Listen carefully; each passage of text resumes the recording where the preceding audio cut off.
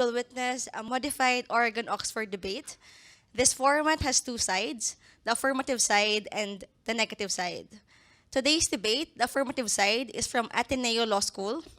For the necessity speaker, we have John Michael Villanueva. For the beneficiality speaker, we have Pearl Simbulan. And for the practicality speaker, we have Patrick Ocabo. For the negative side, we have the University of Santo Tomas. For the necessity speaker, we have Marie Sibyl Topicales. For the beneficiality speaker, we have John Paul Fabella. And for the practicality speaker, we have Jacqueline Bana.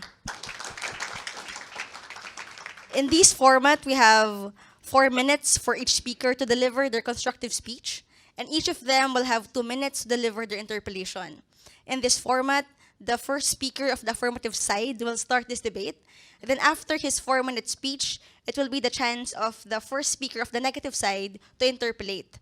After the interpellation of the first speaker of the negative side, then it is the first speaker from the affirmative side's chance to deliver his or her speech, and then it will be the first speaker from the affirmative who will interpellate. The same rule would apply for the second and third speaker. Our judges will have the power to ask one question each per speaker during the 4-minute constructive speech, but there will be no questions during the interpellation. We highly recommend each judges to please ask your question before the last minute of the speeches. Moreover, I will be timing this debate. In order to facilitate the timing, I will clap once after the lapse of the first minute. Then I will clap once again after the lapse of 3 minutes. And to signal the end of the speech, I will clap twice at the 4th minute. Debating on the motion, let it be resolved that medical marijuana should be legalized in the Philippines. Let us welcome the first speaker of the affirmative side, John Michael Villanueva of Ateneo Law School. Mike, you have 4 minutes to argue that legalizing medical marijuana is a necessity. Access to medicine then and until now can mean the difference between life or death. Your Honors, ladies and gentlemen, good afternoon.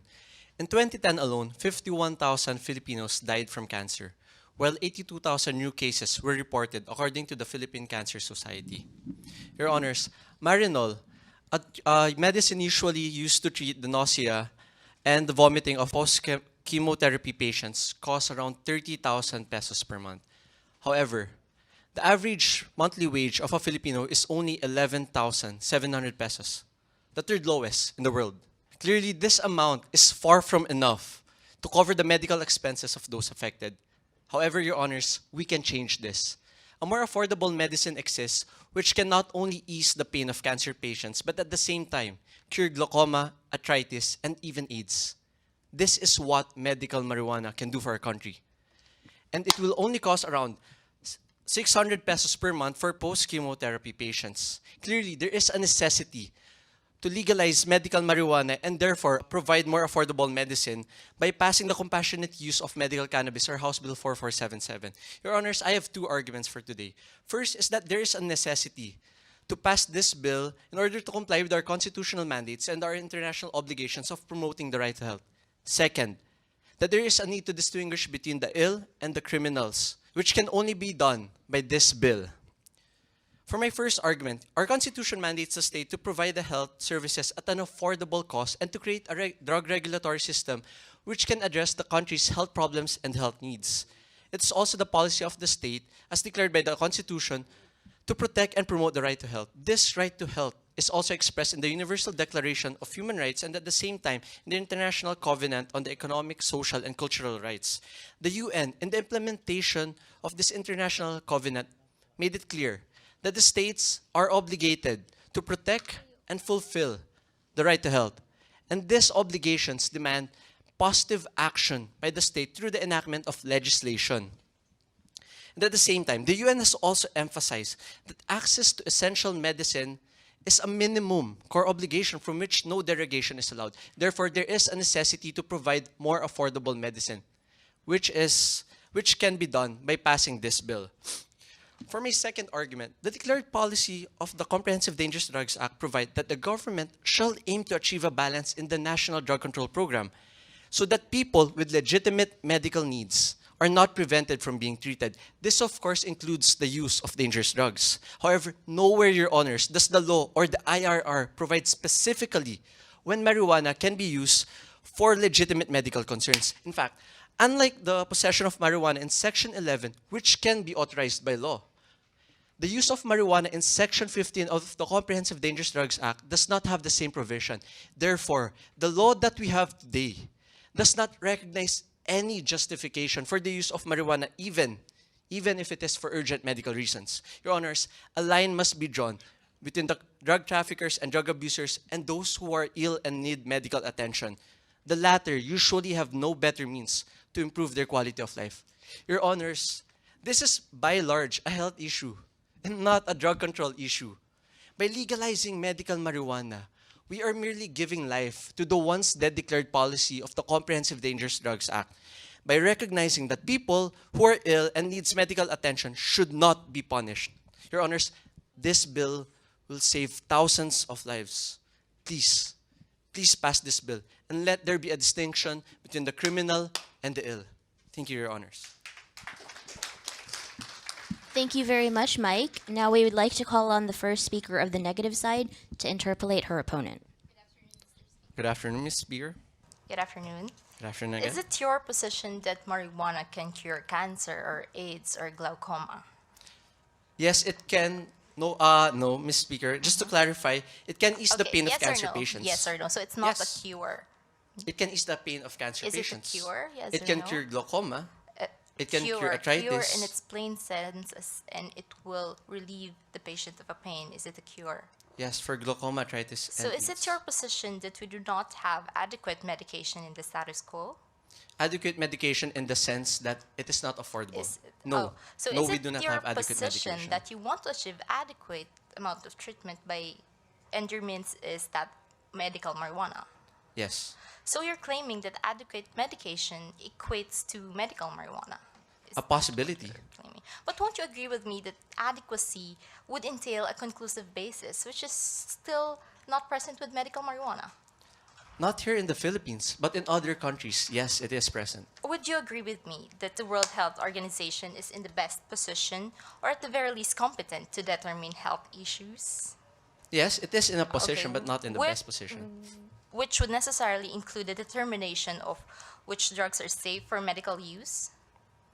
Yes, to some So I extent. suppose you know the stand of World Health Organization on cannabis use. Oh, well, let me enlighten you. Let- The please- World please do. Health Organization actually views marijuana as detrimental and possesses negative effects. So are you aware of that, Mr. Speaker? But Ms. Speaker, Isn't that dangerous? everything has negative effects. Yes, precisely. Determines but in the don't amount you that think you that take. since World Health Organization is actually pushing for this, isn't it detrimental for us to push for a bill that is quite dangerous? No, because other Are you organizations aware such that as the Canada United Nations are legalized pushing for medical this. marijuana? Sorry, Ms. Are you Speaker. aware that Canada legalized medical marijuana? Yes. Are you aware of the effects of such legalization? No, please Let me enlighten. enlighten you. At present, the Canadian Medical Association says that doctors struggle with the rules. Would Thank want you that very to much, happen to the debaters. But in Philippines? other countries, it is Thank working you. fine. Thank you, debaters. Let us hear from Marie Sibyl Tropicales of UST, the first speaker of the negative side. You have 4 minutes to prove that legalizing medical marijuana is not necessary.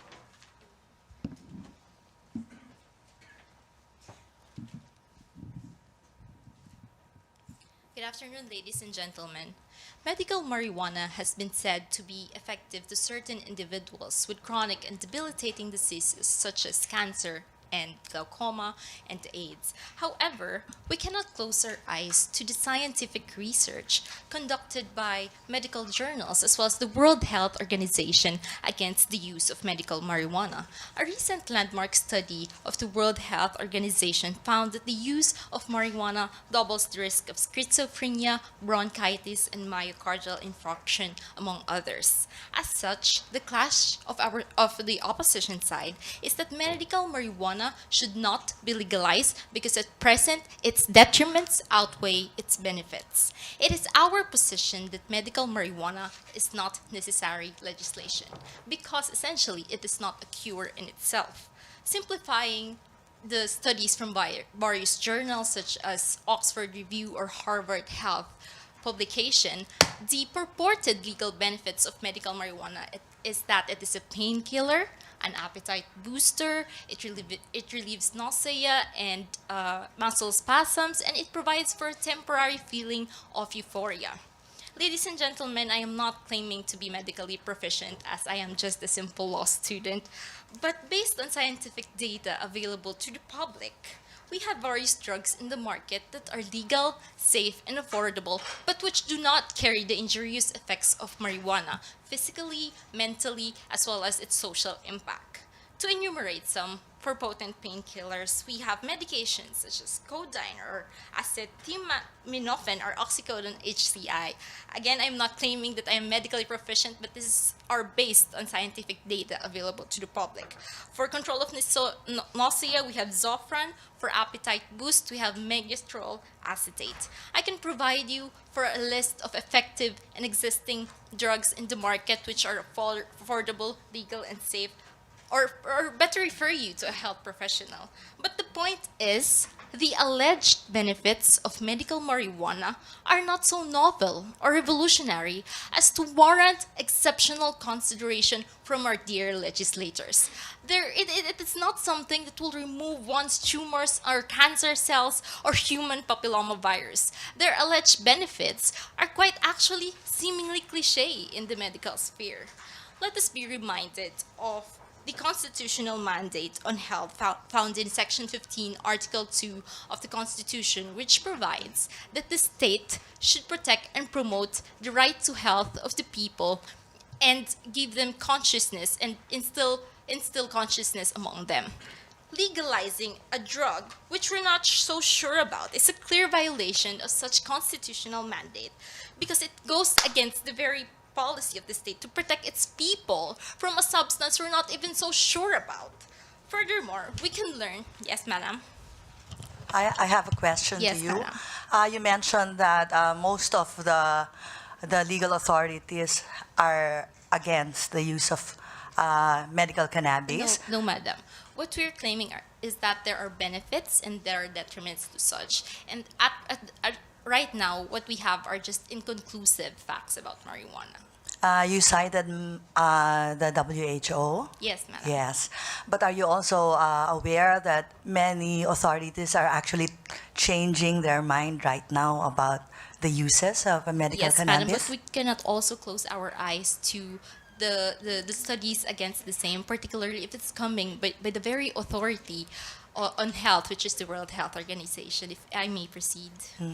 And do you know that the basis of 95% of the research actually is based on vindicating the negative effects and not exploring the benefits of medical cannabis? Yes, madam, we have a lot of research work to do indeed. But as of now, it is our position that it is not yet necessary because there are a lot of inconclusiveness in the status quo about marijuana. Thank you very much, Sybil. If I may just wrap up.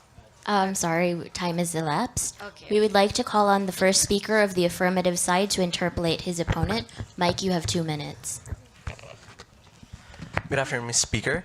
Have you ever seen the pain being experienced by a post-chemotherapy patient? Yes, I am aware of that. I have And seen do you know some, that yes. it's very painful? Yes, of course. Did you just say that this pain is a cliche, as mentioned in your That's not speech? what I said. I said Okay. that painkillers Yes, are Ms. quite Ms. cliche in the Speaker, medical sphere. are you superwoman? No, of course I'm not. You're But not. maybe So I you- can be in my so own you right. bleed. So you bleed, Ms. Speaker. So you bleed. Of course. Is it painful? Even my heart bleeds, Mr. Speaker. Thank you for not telling us that. Do you know how much pain a cancer patient goes through, Ms. Speaker? I believe that's really painful. Do you think it's important to alleviate that pain?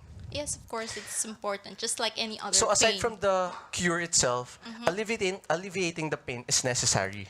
Do you think everyone can afford 30,000 pesos of Marinol every month in order to But alleviate that's not the the pain that they only painkiller experience? we have, right? That's the most viable But that's being not sold the in the only market. one. No, the other one is marijuana, which is being prohibited here in the We Philippines. have so many painkillers with so many Ms. Speaker, levels. Ms. Speaker, Yes, for my yes. second question, are you aware if marijuana in itself is dangerous?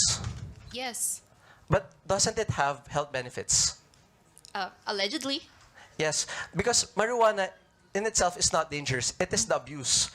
I'm going to prove that here. Are you familiar with the single convention on narcotic drugs? I'm not really that familiar, but I am familiar with the World Are you Health familiar with Organization. Article 36? Article 36 states the prohibited acts. Do you think the distribution of controlled substances is prohibited? The manufacture, Okay. the possession. Okay. Yes, they are prohibited. Okay, But so? is the use of the controlled substances prohibited? No. No, It okay. is not expressly And so provided. what are you actually Instead, driving at? it is omitted. Why? Because the Narcotic Drugs Convention specifically in its preamble provides. Do you know it? Do you You can memorize? enlighten me. Yes, because I myself was not able to memorize it. That's why But I'm don't you going to think read that it the to you. stand To of quote, United the medical Nations use is of actually contentious at the medical Thank use you of very narcotic much, drugs debaters. continues to be Thank you. Thank you very indispensable. much. Thank you very Okay. It is indispensable, Your Honor. Okay, at this point in time, we'd like to remind the judges also to have one question per judge and to ask the questions within the 3-minute period. Now let us welcome the second speaker of the affirmative side, Pearl Simbulan of Ateneo Law. You have 4 minutes to argue that legalizing medical marijuana in the Philippines is beneficial. Is medical marijuana really dangerous or are we just misinformed? Because actually, according to the US Drug Enforcement Administration, apparently marijuana is a natural form, one of the safest therapeutically active substances known to man, and is actually safer than a lot of food we commonly consume. Apparently, you could get poison from eating 10 potatoes, but not smoking marijuana. Essentially, we said that marijuana could cure glaucoma and could remedy convulsive disorders. I could go on and on, provide palliative care for cancer treatments. It's in Section 3 of the bill. Everything is enumerated there. But what we don't know as laymen is probably that a lot of the drugs we actually prescribe right now and use are as dangerous or more dangerous than marijuana. I can give you examples. A type of antibiotics can actually cause nausea, fevers, fluctuations in blood pressure.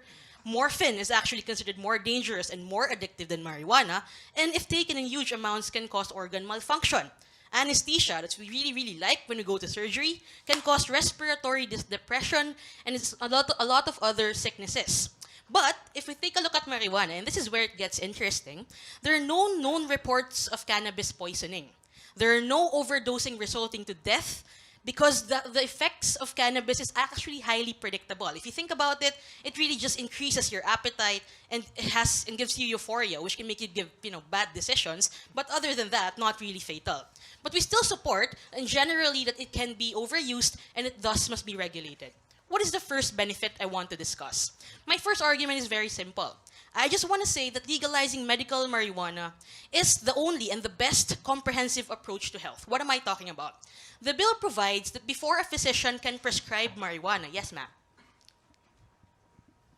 I just want to be clarified. If you're endorsing all the substances, all the active substances included in marijuana, in CBD, whether that's CBD or THD or something, yes? I'm just also a law student, ma'am. So what we are endorsing in the bill actually is the physician's endorsement. Because in the bill, ma'am, before you could get access to marijuana, it has to be specifically prescribed by your physician.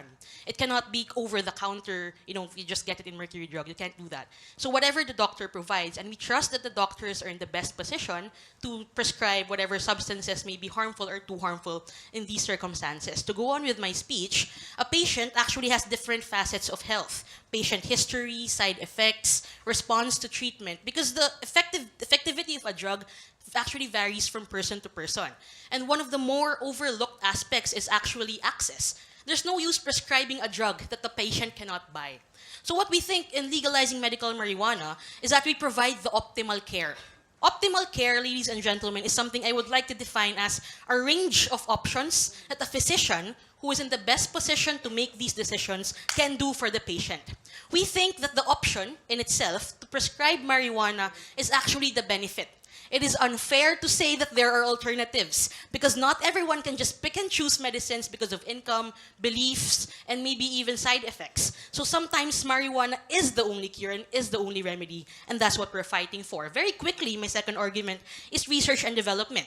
Despite the technology, actually, it's only in 2012 that we have discovered research in the American journals that marijuana can actually cure breast cancer, and in 2014 can actually cure lung cancer or kill lung cancer cells.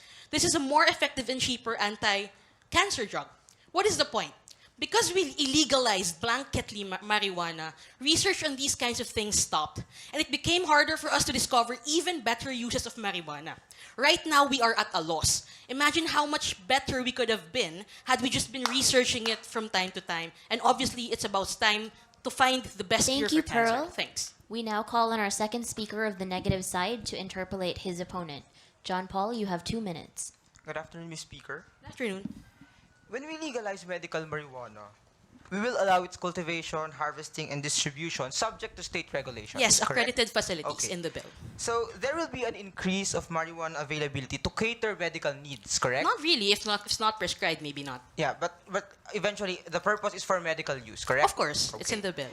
So is it your position that there is no chance for this cultivated for medical use to be diverted to the recreational market? That there is no chance? Not enough to legalize it. Okay. So by analogy, are you aware of our problems with smuggling and how Of course, unauthorized everyone sources knows that. penetrate the legal market? Okay. So despite the existence of regulations, goods transfer from the illegal market to the legal market Yes, and we're vice all aware of the versa. process. So is it not possible that for a marijuana originally cultivated for medical use be diverted into the legal market for recreation? Possible, not probable. So therefore, there is a chance of diversion, correct? Not probable. Okay, but there's It's a chance. different. Thank Yes, you. I guess Thank you, so. Ms. Speaker. And to my second point, do you agree that it is the state's policy to promote and protect public health? Of course, that was the Like in argument. right? accordance with this state policy, the FDA was created to regulate Yes, health sir. and drug problems. So do you agree that there is a rigorous approval designed to protect consumers who cannot conduct the Yes, research? just as the So if just we how le- rigorous the yes, bill is actually yes, right yes, now. ma'am. Very If good. we legalize, do we let marijuana undergo the rigorous process set by the FDA? Yes, it's in the bill. So it has Okay. to be under DOH, right? Okay. And you mentioned a while ago about the possibility of research. Yes, it's Of actually improving- very good yes, right yes. now. Doing And great. are you aware of Section 16 of 9165, Dangerous Drugs I Act? don't memorize numbers. Maybe you Okay. can enlighten me. Yes, ma'am. According to that bill, according to that law, the PIDEA can allow research for Yes, one- but why Yes, would you ma'am, research this if is my it can time. never be prescribed? There's going to be no demand and no incentive to research. Precisely, ma'am. We do not need to legalize medical marijuana just for research, as the law. Thank you very Yeah, but much, if no one can use debaters. it, there's no point. Thank you, thank you. Now let us welcome John Paul Fabella of UST, the second speaker of the negative side. You have 4 minutes to prove that legalizing medical marijuana in the Philippines is not beneficial.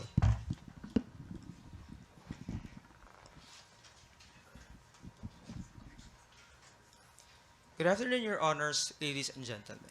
The affirmative side is focused on the medical benefits of marijuana. But we tell you that legalization shall not be viewed in its singularity. It is a web of intricate issues not only about its medical value, but also in its socio-political and economic implications. That's why the position of UST law is very clear. The contentious documented benefits of medical marijuana cannot outweigh its adverse effects to the government and the society at large. I will be arguing its non-beneficiality on 2 levels. First, on a socio-political level, the legalization sends a wrong message to the public, especially to the youth, that marijuana is medically benevolent and not a harmful drug. Legalization is tantamount to an acceptance by the state as to its effectiveness to treat diseases. If the government grants a degree of legitimacy and premium to the use of medical marijuana by legalizing it, devoting state resources, and eventually creating regulatory authority, it will send a clear message that marijuana is not harmful. If the government views marijuana as medicine, then what prevents the public to think that it is harmless for recreational use with a proper amount of dosage?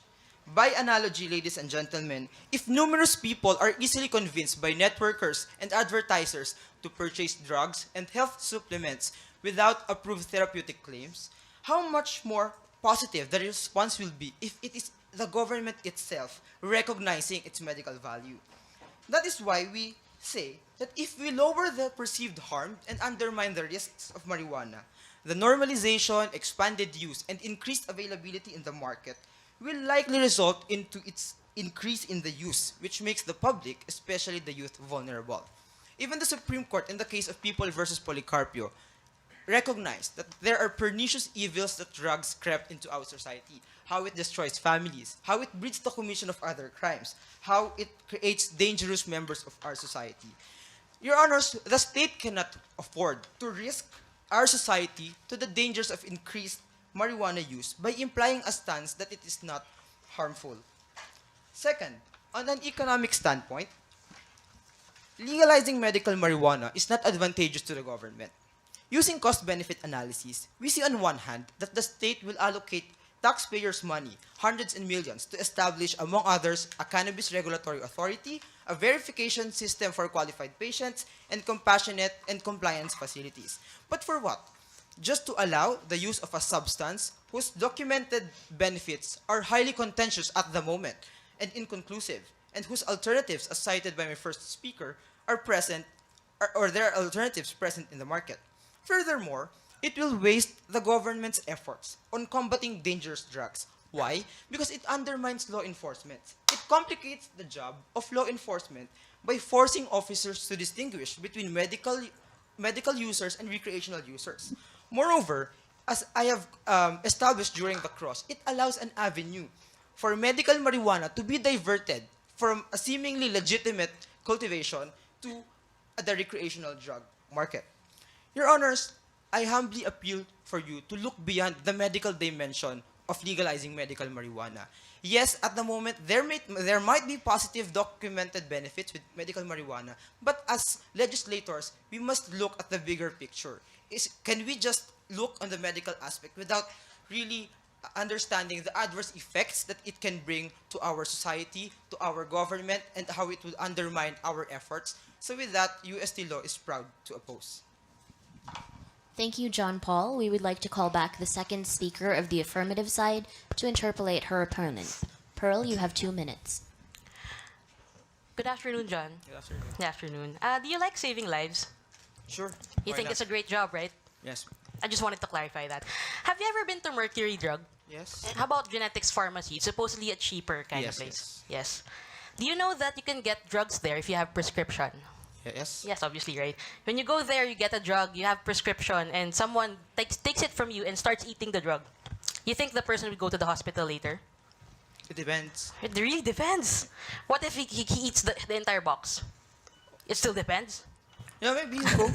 So, I'm just kidding. But you know that prescriptions you trust the prescription system we have now, correct? Like you trust it, it works. in as In much as regular I drugs, can, right? No, yes or no? I can yes or buy- no, sir? Come on, yes or no? no, not No, really. you really don't like it. Because I can buy You some. want to propose There are changes? instances where we can buy prescribed drugs even without prescriptions. Ayun, but you trust the prescription system in Mercury Drug. Okay. Yes, or yes. You have read the bill, correct? Correct. You know that there are accreditation and heavy licensing and heavy regulation in the bill more so than ordinary drugs. Correct. Yes. Objectively more stringent. Correct. That's all I want to establish. Do you think the black market exists now? Yes. It exists, and right now we don't have marijuana for medical use, right? Yes. So just to confirm, black market exists with or without medical marijuana usage. But we create No, an additional yes or no? avenue for Sir, them. yes or no? Not qualified, no. Okay, I'll take it as a yes then because it's a qualified no. If you were a researcher and you have a limited amount of funds, would you fund a drug for research of a drug that no one can ever take? No. That's awesome. That's exactly the point. Because if you fund something that can never be taken, there's essentially no incentive to fund it, correct? Not necessarily. So what are the other uses? I'm giving you the freedom. What are the other uses of the drug if not to be taken by patients? For academic purposes. Oh, that's brilliant. You could find it in a textbook. So, just to clarify and to end my interpolation, you like saving lives. Correct. Thank you. Thank you very much, debaters. Now let us welcome the final speaker of the affirmative side, Patrick Cocabo of Ateneo Law. You have 4 minutes to prove that legalizing medical marijuana in the Philippines is practicable. Ladies and gentlemen, this debate is about strategy. It's not about what ought to be or what not ought to be. We leave that up to God. Because right now we are faced with the reality that the truth is that marijuana is here. Regardless whether you use it for medical purposes or whether you use it for recreational purposes, it is here through the black market. And therefore, the question in this Congress today should not be whether or not marijuana is good or bad, but rather, how can we control it? What is the best strategy to save lives? I have two arguments for you today. The first one is that we are in dire need of government regulation to curtail the harms that they were talking about. And second, that there is an important mechanism of checks and balances of citizen accountability when government options fail. I'll talk about that later. It sounds intimidating right now. So let me now go on to the first one. Why is government regulation important? But first, let's talk about the nature of marijuana. Because yes, they talk to us about how marijuana can be dangerous, but they never talk to us about how marijuana can be dangerous. Because it's not enough to say that a substance can kill you. You have to tell us exactly how can it kill you. In the same way that water could be dangerous when you take a gallon and chug it up, but it's not dangerous when you take just a bottle, right? So marijuana is the same. Marijuana in itself is not destructive. What is destructive is the environment you put it in when it is prone to substance abuse. And this is where the black market kicks in. Because first, the black market from the source to the distribution to the end user has no such regulation.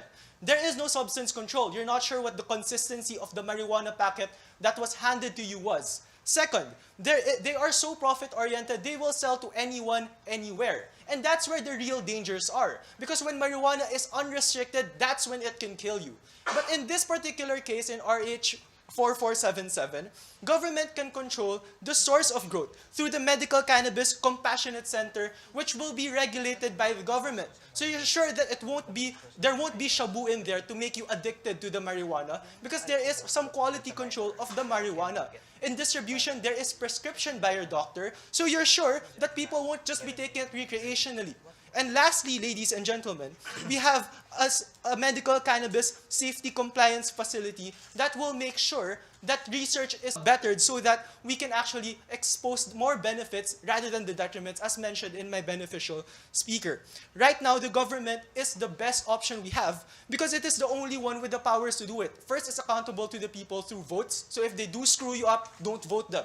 Second, it has tax. So it doesn't need your profit because it can funnel research as a state interest, which it does with public utilities. I'll now go on with the second one. Checks and balances of a citizen. Because of course they will say the government is not perfect, right? But the beauty of RH 4477 is that it instills accountability towards all the parties involved. If you want to keep planting or cultivating marijuana, you better do your job. Make sure it's clean, it's consistent, and the quality is safe for consumption. If you want to still... Yes, ma'am. I'd like to ask you, in an array of drugs such as marijuana, cocaine, shabu, and the rave drugs used by the youth, Yes, ma'am. who has most potency? Ma'am, definitely marijuana is the lowest because based on the comparisons... Thank you. Yes, it's the lowest. So let's now go back. If a doctor prescribes you and the prescription is wrong, what happens? The doctor will be removed of his license, so he will not have the incentive to prescribe you with an overdose of marijuana. And same goes with the end user of medical marijuana. If he wants to keep using that thing to provide him relief in his condition, then he won't sell it. He won't abuse it because then the state will remove his privilege to access marijuana. And all these checks and balances will never be present in the current system where we try to go after the black market simply because the people are not participating. There is no agency controlling it. And it is Thank just you, free. Patrick. We now call on the third speaker of the negative side to interpolate her opponent. You have 2 minutes. A pleasant afternoon, Mr. Speaker. Good afternoon. Would you agree that there are gray areas in terms of our government's policy implementation in the present? Can you clarify what gray area is? Okay. Are you aware that according to Republic Act 9211, it seeks to regulate the use of tobacco products by minors, but according to the National Youth Commission, 3 out of 5 Filipino teenagers still used cigarettes. Because tobacco is not for medical use. There's no prescription. question is- it's not a good analogy. Would you agree that that is a gray area in policy implementation? But it has nothing to do with Yes this or no, debate. Mr. Yes. Speaker? And do you not see this as a black door for abuse? There is no black... Yes or no, Mr. Speaker? No, it is not. Maybe for This tobacco. would not open doors for illegal trade? No, because it's Are already you illegal aware right that now. there is a strict prohibition of marijuana at present? It's strict, but there's still marijuana, right? And yet, despite this strict prohibition, there is still the illegal use of marijuana. Because there are no regulations. Yes or no, Mr. Speaker? Yes, because there Do are you no not regulations. see this evil once the policy of legalization of marijuana will be implemented? No, I don't see the evil. So you would say that it is impossible to have the evils of illegal trade once the implementation of legalization of marijuana? I quote from the previous speaker, Yes or possible no, Mr. but not Speaker? probable. Yes or no, Mr. Speaker? No. No. So, Mr. Speaker, the government is reasonable. It would not prohibit something only because it wants to, correct? Correct. And this would be backed by sufficient studies, correct? Maybe for that time. So, thank you, Mr. Speaker. There is a reason why marijuana is prohibited, correct? Yes. And when a drug is prohibited, it has a different level of impact to the society, correct? It depends how you use it. That was my speech. And when a drug was proved harmful, thus prohibited, is it not only appropriate that there must be a conclusive research of its benefits first before proving that you must prove that it is absolute in terms of its medical treatment, correct? Yes, but even studies change. So Thank without you any- very much, Thank you, sir. debaters. Now, to close this heated debate, let us welcome the final speaker of the negative side, Jacqueline Bana. You have 4 minutes to prove that legalizing medical marijuana in the Philippines is not beneficial.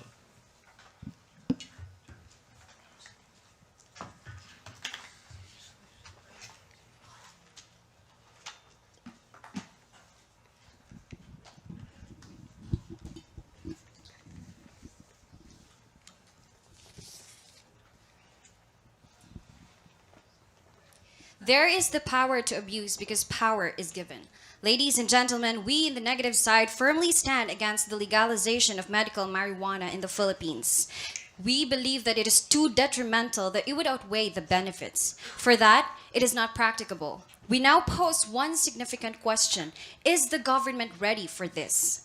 There are too much gray areas in the policy implementation at present that no matter how noble the objective of the law is, and no matter how flawless its features are, it would all go to waste because of the corrupt implementation of the laws. Section 9 of RA 9211 seeks to regulate the use of tobacco products but minors. But according to the National Youth Commission, 3 out of 5 Filipino teenagers took up smoking in 2011. The same goes with the restriction on minors on alcohol drinking.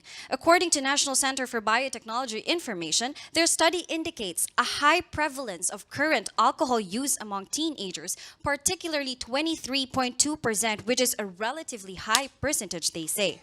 What am I driving at? Clearly, this country has a problem with strict and faithful implementation of government policies and regulations. The risk of medical marijuana legalization is then very clear. What guarantee do we have that a seriously addictive drug could be regulated when simple regulations on tobacco and alcohol products prove to be impossible to impose?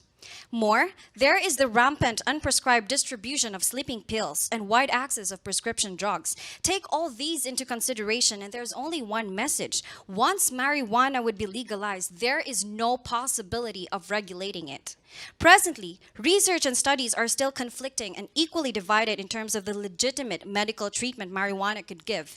In fact, one of the country's most vocal supporters in the legalization of medical marijuana, Dr. Jaime Galvez Tan, who had a 40-year research on medical plants, was quoted saying, "Marijuana are not cures. There's not enough study on that, but they're protective."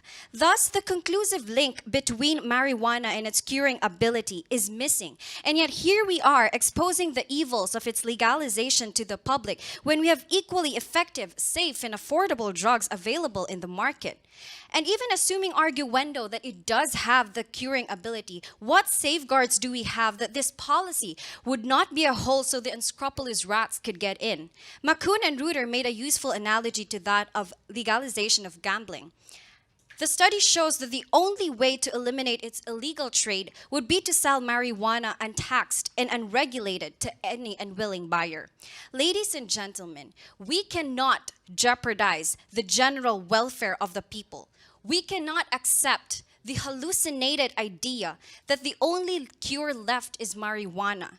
This policy is a ticking bomb, and once this will be pursued, we will only have to wait until the last count comes.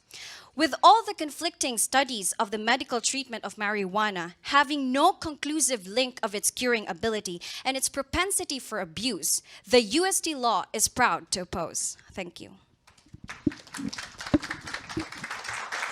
Thank you, Jacqueline. We'd like to call on the third speaker of the affirmative side to interpolate his opponent. Patrick, you have 2 minutes. Good afternoon, Ms. Bana. Good afternoon. Do you need a prescription to purchase tobacco and alcohol? No. Okay, so your examples are quite moot because unlike medical marijuana, you would need a prescription. But it goes with the regulation policy, Mr. That was not a Speaker. question, madam. Second, do you hear of people getting high on Decolgen? I don't care. Precisely. No, right? Second, how about Zithromax? Have you ever heard of someone getting high on Zithromax? Just like all of us here, debaters, I'm also a law student. I do not care. Okay, because my point is that there are varying degrees of prescription and non-prescription pills, but you don't hear people overdosing on them, even if they also have dangerous effects. Let me now go on. Do you think that the government can control what happens in the marijuana trade through its crackdowns? No.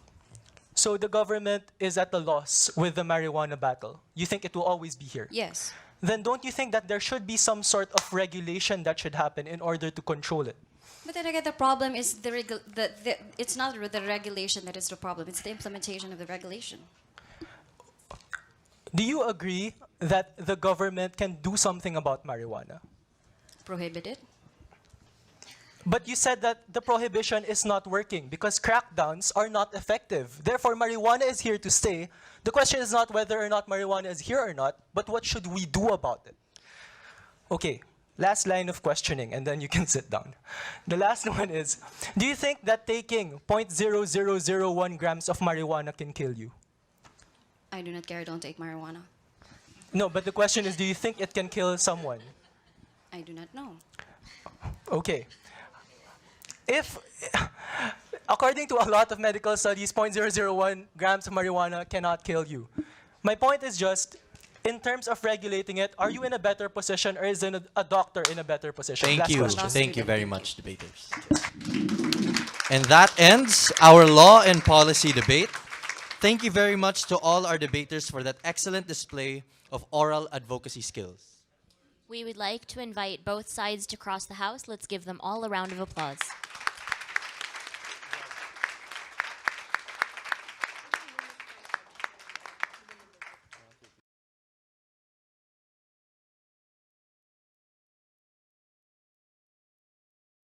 We will now give our esteemed adjudicators a few minutes to make their decision.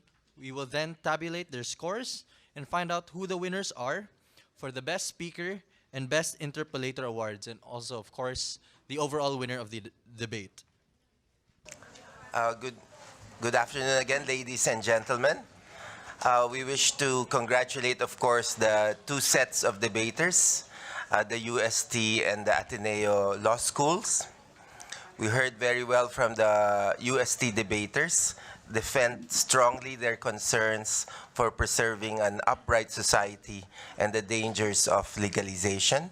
So they made a very strong point in our view on the conservative side and the dangers.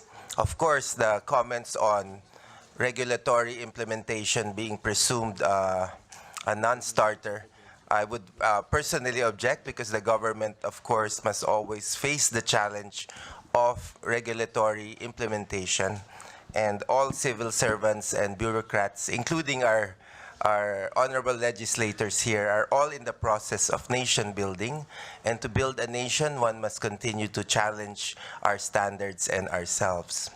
On the Ateneo side, of course, they made a very impassioned attempt of speaking for the health issue and those, of course, suffering intense pain, especially cancer patients.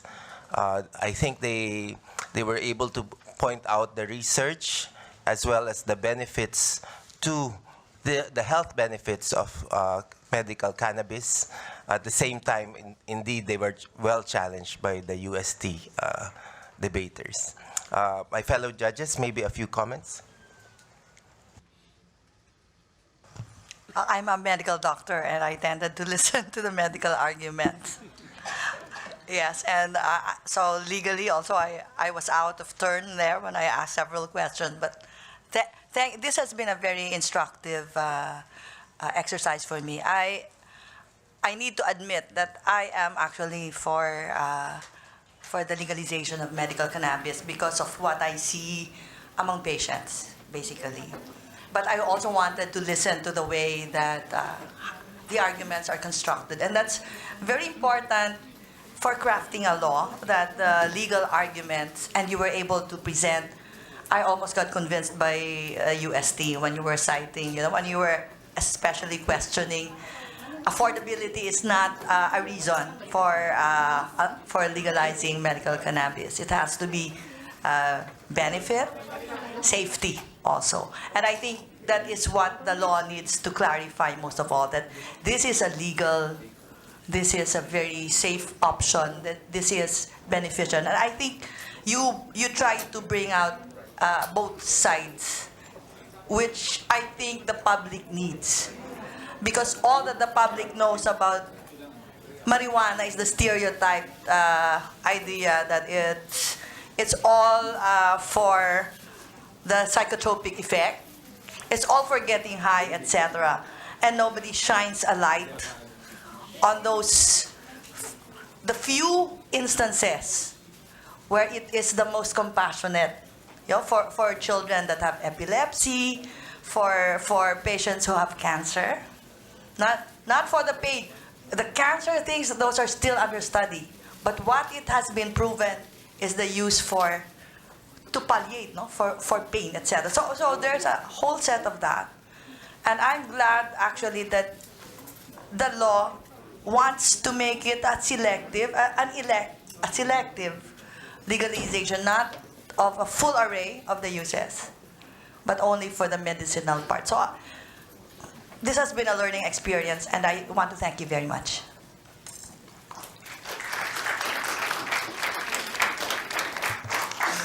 First, I'd like to congratulate, I'm not a doctor, so I'm more of a strategist. I'd like to congratulate both camps. You were able to bring out certain issues in the debate, foremost of which was access to the medicine. There are more detrimental effects that tends to outweigh the benefits. There was discussion about the drug being dangerous, or is it an issue of being misinformed? Legalization is a wrong message because it doesn't take into consideration the harmful effect of marijuana. There was discussion about government relations and the need for checks and balance. I do not agree, though, with the proposition that to regulate means to legitimize. The reason why government is there is because they have to intervene in a market where there is no market first, or there is a problem in the market. So those two sides were presented quite clearly. It's just that I don't agree that regulation means legitimizing. Okay? You regulate because there are problems. Not necessarily you say, yeah, government is for it. The only way for a drug to be discovered is for government to lead the path and let the private sector come in once the environment is kind of stable and it can do its thing. A power to abuse, there was mention of corrupt, that if we allow government to do this, we allow or we invite the corruption. Again, I would like to think of it as there might be correlation, but the causality is not there. Not because government is into a sector, you already adapt corruption. The issues of corruption immediately goes into that sector. I would like to think of the novel ways why government intervene. And probably the problematic ways which the bill addresses. In fact, during our sidebar discussion, I was saying that the bill as it is drafted is very, very rigid. Even the location of the clinic should not be near the schools. This is very rigid. And in terms of implementation, it may not be corruption, but in terms of implementation, it will be very, very hard because you're asking DOH to be really there in the community level. And that is very hard. But I'd like to thank you. And I love the answer to my single question because really, when you think about it in terms of potency, marijuana versus your cocaine, your rave drug in your parties, etc., etc., marijuana is the least potent. And that was a correct answer because it doesn't create an immediate impact. When you snort cocaine, there is an immediate impact on the brain. Okay? So I'd like to thank you. I'm happy to hear the youth having positions and taking positions, especially on an issue which is very, very real in your sector. So thank you very much. And to the organizers, thank you. Okay, thank you, judges, for your comments. We'd like to call you on to the front for the giving out of the certificates to the participants and also for the announcement of the winners of the best speaker and the best interpolator for this afternoon's debate. We'd like to present the certificates of participation to our debaters, beginning with Ms. Marie Sybil Tropicales.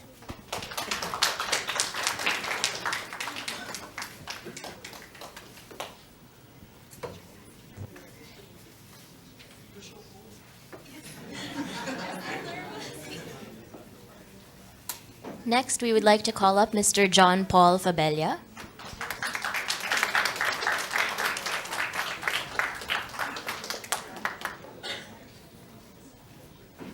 We would like to call Miss Jacqueline Bana.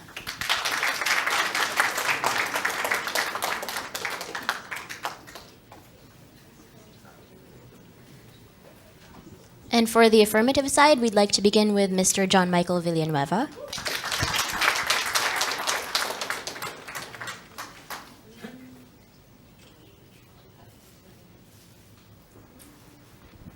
Next, we have Miss Pearl Simbulan.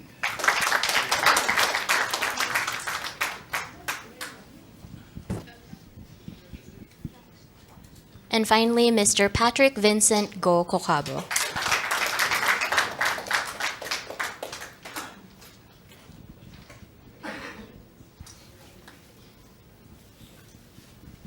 To present the award for Best Speaker, we'd like to call to the podium Ambassador Tihanki and Mr. Leonardo Camacho.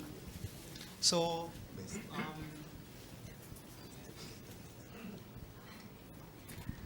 So for the winner of Best Interpolator, we would like to call to the podium Miss Pearl Simbulan.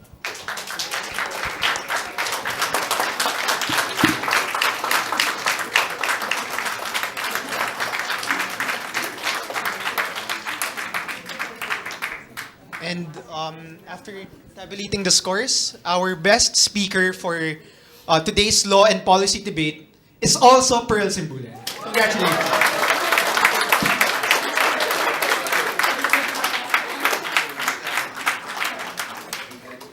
We would like to request for all the debaters and adjudicators to come to the podium for a photo op. With the announcement of the awardees, that concludes our law and policy debate. It is our earnest hope that everyone comes out of this hall equipped with more information regarding the issue at hand. Thank you very much for gracing this event with your presence. Have a pleasant afternoon, everyone.